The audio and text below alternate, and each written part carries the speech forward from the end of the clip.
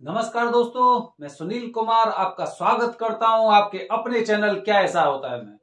आज फिर आपके लिए अलग जानकारी लेके आया हूं दोस्तों, क्योंकि बहुत से लोग आप में से सोचते होंगे कि ये सुनील कुमार जी हमेशा वरदानी पंडित जी की बात करते हैं। तो क्या वरदानी पंडित जियों में कोई कमी नहीं है? कुछ ऐसे पंडित जी आप हमेशा बात करते हैं कि 90% इन कामों को करते हैं, फिर उनका वरदान किस काम का? जब वरदानी पंडित जी होकर जब आप इस तरह के शास्त्र के विरुद्ध कार्य कर रहे हैं, फिर आप काहे के वरदानी हुए? इसीलिए हम वरदानी पंडित जी का जो जिक्र करते हैं ना, उनके साथ कुछ ऐसे लोगों को भी जोड़ लेते हैं जो शास्त्र के अनुसार कार्य करते हैं, जो 2, 3, 4 पीढ़ी से, मैं कह रहा हूं 15 पीढ़ियों से नहीं रह रहे, 3 या 4 पीढ़ियों से रह रहे हैं, 5 पीढ़ियों से रह रहे हैं, लेकिन शास्त्रों के अनुसार वो कार्य करते हैं। समझ रहे हैं आप? तो दोस्तों, आज मैं अपनी वीडियो के माध्यम से आपको जानकारी देने जा रहा हूं। ऐसे पंडितों से हमेशा बच के, अगर ऐसे पंडितों से, ऐसे पंडित जी से, ऐसे पुरोहित से अगर आप किसी भी तरह की पूजा त्र्यंबकेश्वर क्षेत्र में करा रहे हैं, तो आपकी पूजा के जो परिणाम होते हैं, फल होते हैं ना, मुश्किल, बहुत मुश्किल है कि आपको पूजा के परिणाम मिले। सोचिए, आप इतनी दूर से त्र्यंबकेश्वर में पूजा कराने जा रहे हैं, और पूजा कराने कब जा रहे हैं? जब आप चारों तरफ से विपरीत परिस्थितियों से घिरे हुए हैं। आप पूजा कराने इतनी दूर जा रहे हैं, अपना समय निकाला, अपने पैसा आपने लगाया, लेकिन उसके बावजूद भी आपकी मुलाकात ऐसे पंडित जी से हो गई जो सिर्फ नाम के वरदानी पंडित जी हैं, बल्कि कार्य उनके सारे के सारे शास्त्रों के विरुद्ध होते हैं। तो दोस्तों, आज मैं ऐसे पंडित जी के बारे में आपको जानकारी देने जा रहा हूं कि त्र्यंबकेश्वर जाइए, लेकिन भूल कर भी ऐसे पंडित जियों के चंगुल में ना फंसें। ये आपको त्र्यंबकेश्वर क्षेत्र के कुछ ऐसे आपको सबूत दे देंगे कि देखिए, हम पर वरदान है, हम वरदान है यहाँ के, हम करीब 500 साल से रह रहे हैं, 400 साल से रह रहे हैं, 1600 साल से रह रहे हैं, लेकिन कार्य इनके शास्त्रों के विरुद्ध होते हैं। इसीलिए हमें ऐसे पंडित जी से हमेशा दूर रहना चाहिए। ठीक है? तो दोस्तों, पहचान बता रहा हूं मैं आपको कि कैसे पंडित जी से हम दूर रहें। दोस्तों, क्या होता है, त्र्यंबकेश्वर में जब आप पूजा कराने के लिए जाते हैं, ठीक है, पूजा कराने लिए जाते हैं, तो आपने त्र्यंबकेश्वर में देखा होगा, सबसे पहली बात बता रहा हूं, महत्वपूर्ण बात, आपको इत्तेफाक से वहां पर वरदानी पंडित जी से आपकी मुलाकात हो गई। ठीक है, वरदानी पंडित जी आपको मिल गए वहां पर। अब दोस्तों, शाम को आप पहुंचे, शाम को पहुंचने के पश्चात आपकी मुलाकात वरदानी पंडित जी से हो गई, और वरदानी पंडित जी से मुलाकात होने के बाद हम बड़े प्रसन्न हुए कि चलो ठीक है, पंडित जी मिल गए, और ये यहाँ के रहने वाले भी हैं, स्थानिक हैं, ये काफी सदियों से यहाँ पे रहने, पीढ़ियों से ये यहीं पे रह रहे हैं, तो ये अच्छे पंडित जी हैं। बहुत अच्छी बात है दोस्तों, बहुत अच्छा कार्य कर रहे हो आप। इसके बाद अब सुबह जब आप पूजा करने जाते हैं, सुबह पूजा करने जाते हैं, और सुबह पूजा कराने के समय या तो ये वरदानी पंडित जी 5 या 10 मिनट के लिए अपनी उपस्थिति दर्ज कराने आते हैं, या फिर आपकी पूजा करने वाले कोई और पंडित जी होते हैं जो इन वरदानी पंडित जी ने हायर कर रखे हैं। और वो हायर कौन से कर रखे हैं? जो यहां के स्थानिक नहीं है, जो यहां के त्र्यंबकेश्वर के ही नहीं है। आपने 2000 रुपए में ग्रुप में पूजा आपने बात की, उसके बाद 500 रुपए इन्होंने उन पंडित जी को दिए, 1500 अपने पास रखे, और जो भी पैसा खर्च हो रहा है वो उन्होंने खर्च किया।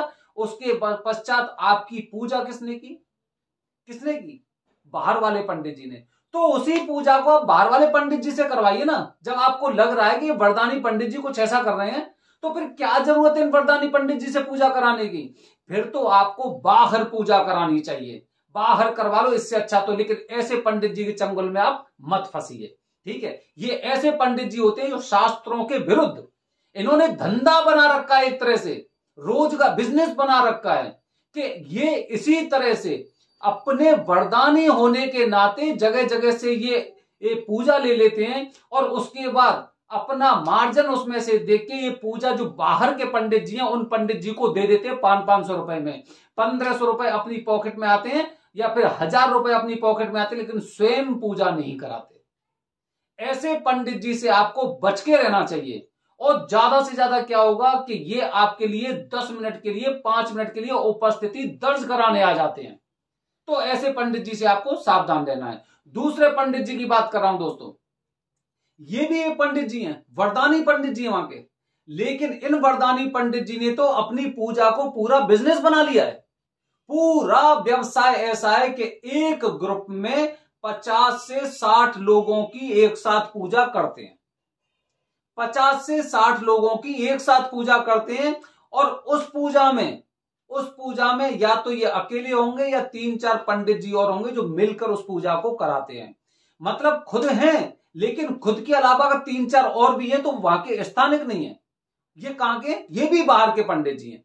ये 40-50 लोगों की एक साथ पूजा करा रहे हैं। आप खुद सोचिए, अगर मैं ये कह रहा हूं 5 नहीं 10 पंडित जी ये एक साथ पूजा करा रहे हैं, तो क्या 50 या 60 लोगों पे पूरी तरह से नजर रख सकते हैं कि क्या ये मेरे यजमान ठीक से पूजा कर पा रहे हैं या नहीं कर पा रहे, या केवल इनको वही पैसा दिखाई दे रहा है? वही पैसा दिखाई दे रहा है कि बस मुझे 2 घंटे में पूजा पूरी करनी है, उसके बाद 2000 रुपए आएंगे, 500 रुपए इनको देने हैं, और उसके बाद 50 लोगों से 2-2, 3-3 हजार रुपए लेकर मेरा महीने का बजट पूरा हो गया। ये ऐसे वरदानी पंडित जी नहीं है। ये पंडितों के नाम पर पंडितों को बदनाम करने का प्रयास कर रहे हैं।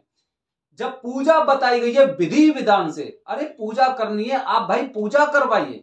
आप 5 लोगों पे, 6 लोगों पे, 10 लोगों पे, जितने लोगों पे खुद ध्यान रख सकते हो उनसे पूजा कराइए। अरे आपने तो बिजनेस बना लिया, ऐसा खतरनाक बिजनेस बना लिया। आपको पता है काल सर्प दोष और पितृदोष पूजा के लिए यहां पर लोग आएंगे, और आपने इस तरह से बिजनेस बना लिया कि 50-60 लोग एक साथ पूजा कर रहे हैं। आपको खुद ये नहीं पता है कि कौन सा आपका यजमान अच्छी तरह से पूजा कर रहा है।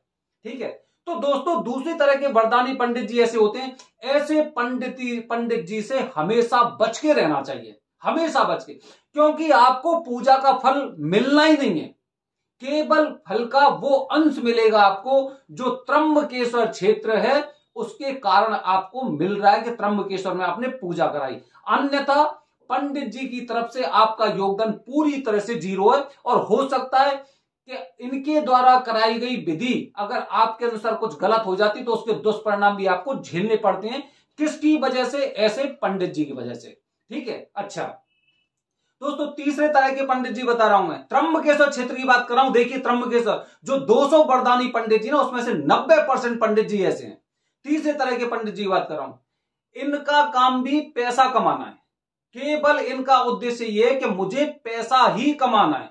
हम यहाँ के स्थानिक हैं, त्र्यंबकेश्वर के ही रह रहे हैं, 15-20 पीढ़ियों से रह रहे हैं, तो मतलब जैसी हमारी इच्छा होगी हम उसी के अनुसार शास्त्रों में चेंज कर देंगे।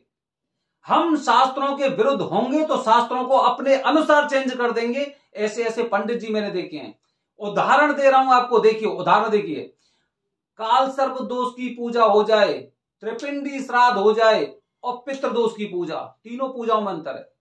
अब एक दादाजी, मतलब एक दादाजी हो गए, एक उनका बेटा होगा, एक उनका बेटा होगा, 3 पीढ़ी हो गई। जैसे मैं, मेरे पिताजी और मेरा बेटा, 3 पीढ़ी हो गई। ये पंडित जी क्या करते हैं कि तीनों पीढ़ियों से एक साथ आपकी पितृदोष पूजा करा सकते हैं, एक ही साथ।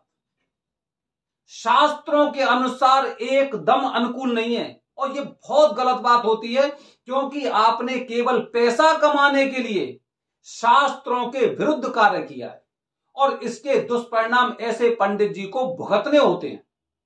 क्योंकि 3 पीढ़ी मतलब तीनों पीढ़ी जो है उनका गोत्र की है, और तीनों अलग अलग आह्वान कर रहे हैं। तो शास्त्रों के अनुसार इस तरह की पूजा को एकदम निषेध बताया गया है। लेकिन ऐसे पंडित जी क्या होते हैं, ये पंडित जी अगर इनको पैसा मिल रहा है ना, तो पैसे के लिए शास्त्रों को भी एकदम साइड से किनारा कर देते हैं, और तीनों पीढ़ियों की एक साथ पितृदोष की पूजा करा देते हैं, तीनों पीढ़ियों की, जो कि शास्त्रों के अनुसार एकदम अलग है। गलत है, नहीं कराने चाहिए। लेकिन उद्देश्य क्या बना रखा है भाई, हमारे ऊपर मोहर लगी हुई है, हमारे ऊपर मोहर लगी हुई है, हम त्र्यंबकेश्वर के हैं, हम अपने अनुसार सब कुछ कार्य कर सकते हैं। हम यहां पर 50 लोगों के साथ पूजा करा सकते हैं, हम 10 मिनट के लिए पूजा में अपनी उपस्थिति दर्ज करा सकते हैं, हम यहां पर 3 पीढ़ियों का एक साथ पितृदोष की पूजा करा सकते हैं। और यहां पर एक चीज और कि अपने घर पर खुद पूजा ना करके दूसरे लोगों से पूजा हम करा सकते हैं, क्योंकि हम बीच के एजेंट बन गए। मतलब त्र्यंबकेश्वर में वरदानी पंडित जी कुछ ऐसे भी हैं जो एजेंट बन चुके हैं, वो खुद पूजा नहीं करते, मेरी शकल पे लोग आते हैं और उसके पश्चात मैं लोगों की यहां पे पूजा कराता हूं, खुद पूजा नहीं करते, वो पूजा खुद नहीं करते, बाहर से बुलाते हैं, आपसे कम पैसा लेकर वो पूजा करा देंगे, 2000-3000 जितने वो आपको बताते हैं उतने में पूजा करा देंगे। उसके पश्चात हर पूजा के 500 से 1000 रुपए उन पंडित जी को दिए जाते हैं, जिनमें उनकी दक्षिणा भी शामिल होती है। ये अपने यहां पर स्थानिक होने के नाम को बिजनेस बना लिया और उसी हिसाब से ये लोग पैसा कमा रहे हैं। तो दोस्तों ऐसे पंडित जी से आपको हमेशा एकदम सावधान रहना चाहिए। वरदानी पंडित जी हैं इसका मतलब ये नहीं कि उनके अंदर सारी अच्छी चीज होंगी, बल्कि कुछ ऐसे पंडित जी भी हैं जो वेदों शास्त्रों के विरुद्ध कार्य कर रहे हैं। और अगर ऐसे लोग कहते हैं ना, अगर कीचड़ में अगर आप कंकड़ फेंकोगे तो आपके ऊपर छींटे उसकी आएंगी। इसीलिए ऐसे पंडित जी से हमेशा आपको बच के रहना चाहिए। अगर आप वरदानी पंडित जी से पूजा करा रहे हैं, शाम को उन्हीं से बात हुई है, सुबह वो आपकी पूजा नहीं कर रहे, उठ के चल दो और बहिष्कार करो उनका, उन्हें सुनाओ पंडित जी को, उनसे कहिए कि भाई मेरी आपसे पूजा तय हुई है, मैं किसी और से पूजा नहीं करानी, मुझे आपसे पूजा करानी है। और अगर आप पूजा नहीं करने वाले हैं तो यहां पे जो वरदान पत्र है आपका, उसका पूरे पुरोहित संघ के सामने आप हमें बताइए कि भाई हम इस तरह से पूजा नहीं करेंगे। फिर क्यों दिखाते आप अपने वरदान पत्र को? तो दोस्तों ऐसी कुछ जानकारी आपको अपने पास रखनी चाहिए। इन लोगों से हमेशा आपको सावधान भी रहने की आवश्यकता है। बने रहिए हमारे चैनल के साथ दोस्तों, कुछ और जानकारी मैं देने वाला हूं आपको, बेहतरीन जानकारी दे रहा हूं। जब भी आप त्र्यंबकेश्वर से लौटने वाले हैं ना, तो कुछ बातें आपको हमेशा याद रखनी चाहिए और जाने से पहले भी आपको कुछ बातें हमेशा याद रहनी चाहिए। हर हर महादेव।